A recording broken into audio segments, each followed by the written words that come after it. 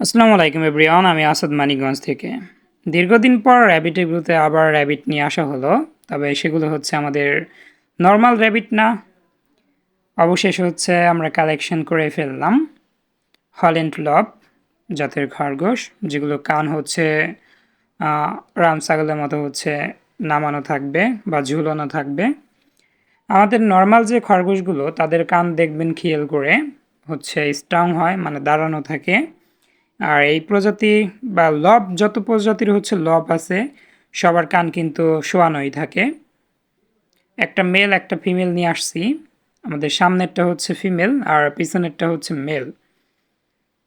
মোটামুটি ওরা ম্যাচুইড বা ব্রিড করার ট্রাই করছে, হয়তো বা আগামী 1 থেকে 1.5 মাস পর আমরা নতুন কিছু আপনাদের সঙ্গে শেয়ার করতে পারবো, আমি আশা করছি।